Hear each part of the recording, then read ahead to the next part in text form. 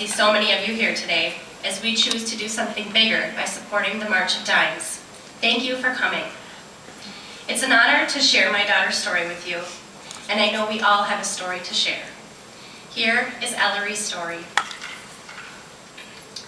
Our life was perfect. My husband Greg had a wonderful job that he loved. Our son Wyatt was a dream, and we were expecting another baby, a girl we had named Ellery. We had it all, but our world forever changed September 9th, 2008, the day we learned our unborn daughter may not survive. I was 30 weeks pregnant and full of excitement the day I went in for an ultrasound. But my excitement was taken away in an instant as I heard the ultrasound technician tell me fluid surrounded my baby's heart and lungs. My husband and I were sent rushing to United Hospital, where we were told our daughter's condition was life-threatening and her chances at life would plummet if the fluid spread throughout her body. A week later, we were back at the hospital. The grim news came when the doctor entered and told us fluid had seeped into Ellery's scalp, officially diagnosing her with fetal hydrops and sucking away her chances at life. She was given a 5% chance to survive, as hydrops carries a mortality rate of up to 98%. The exact words are forever engraved in my mind.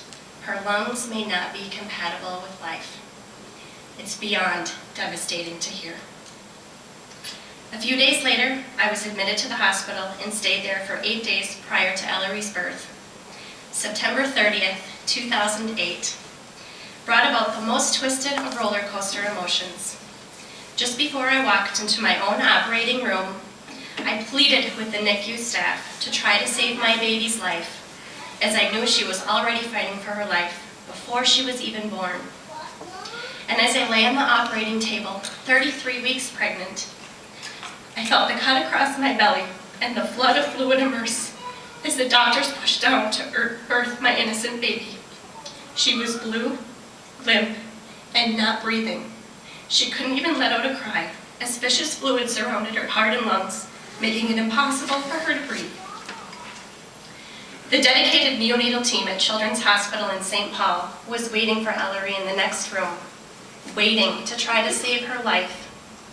It was 25 of the longest minutes of my life as I waited, sobbed, and prayed to God to give her life. The neonatal team took 14 ounces of fluid out of Ellery's chest, all while chest compressions were keeping her heart going. And after 3 attempts, she was finally intubated and on the oscillating ventilator. She was then stable enough to move to her new private room in the NICU, the first home she would ever know. During her first days, she received 2 chest tubes to drain the fluid from her tiny, innocent, and swollen body. It was always touch and go, but Ellery's first night was a nightmare lived out loud, as her oxygen and heart rate took a nosedive.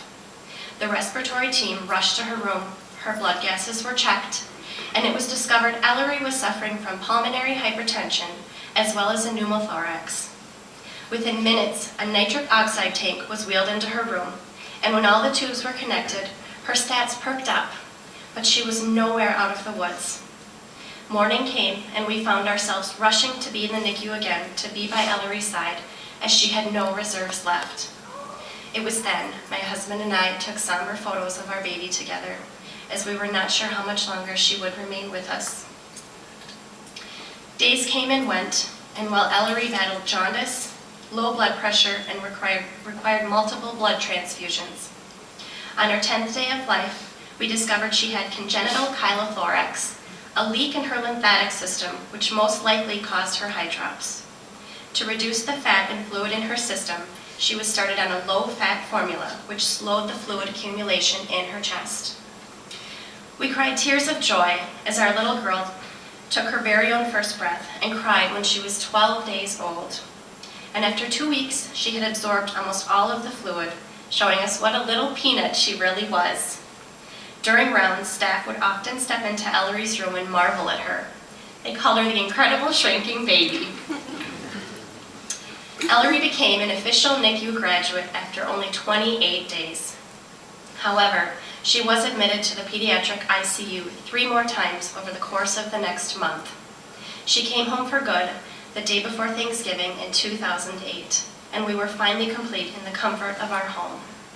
While it was the most stressful of times to watch her so carefully, it was soothing to have her at home to heal. Since that time, Ellery has shot up on the growth chart, and today you would never know she was a critically ill, premature baby. She has a few battle wounds to show for her rough start, but she is a beautiful, healthy, happy 16-and-a-half-month-old little girl who loves clothes, she loves to color, eat, and steal her big brother's Matchbox cars. While Ellery certainly is a miracle, I am sad to tell you she is not able to be here today as she has been very sick lately with RSV and pneumonia. She's been in and out of the hospital, but she is doing okay and will be just fine as she truly is a fighter. There is no question Ellery is here today because of the nitric oxide therapy she received within her first hours of life. Doctors explained to my husband and I Ellery would not have survived without that therapy. Nitric oxide is a life-saving therapy March of Dimes grantees researched and developed to treat pulmonary hypertension, as well as known as high blood pressure in the lungs. I am so grateful to the March of Dimes grant provided to these two brilliant doctors. I contacted them myself, thanking them for their amazing work that saved my daughter's life. There are countless other therapies and advancements the March of Dimes has provided that save babies, prevent prematurity, and prevent birth defects. And their support helps families with babies in neonatal intensive care units around the country, along with helping educate mothers-to-be. Let's continue to support the March of Dimes by raising money and marching for babies, because one day, all babies will be born healthy, and we will walk to get there.